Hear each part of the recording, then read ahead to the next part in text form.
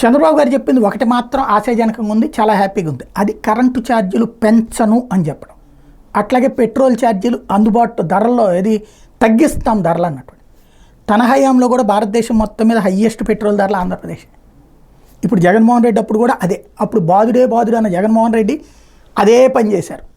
చివరికి సెస్ పేరుతో, అమరావతి సెస్ పేరుతో ఆయన వేస్తే ఈయన ఇంకో సెస్ కూడా వేసి గుంజేస్తున్నారు. అది తగ్గిస్తానని చెప్పడం సంతోషం. మరి నమ్ముతారా లేదా జనం చూడాలి.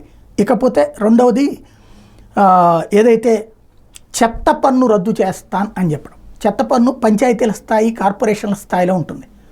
అది తీసేస్తే అది రాష్ట్ర ప్రభుత్వం ఆ డబ్బులు పెట్టుకుంటుందా? ఎందుకంటే మినిమం ఒక ఊరు, ఒక విజయవాడ, గుంటూరు లాంటి చోట్ల చూస్తే ఏడాదికి దగ్గరగా 15-20 కోట్ల రూపాయలు ఖర్చు అవుతున్నది కార్పొరేషన్కి.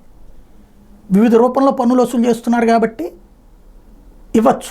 కానీ ఇంటింటి దగ్గర యూజర్ ఛార్జీల తరహాలో ఈ పన్ను వసూలు అన్నది ఇది కనుక రద్దు చేస్తే ఇదేం పెద్ద విశేషమైనదేం కాదు. ఎందుకంటే ఆల్రెడీ షాపుల దగ్గర ఉన్నోళ్ళు, ఇళ్ల దగ్గర ఉన్నోళ్ళు లంచాల రూపంలో ఇస్తానే ఉన్నాం.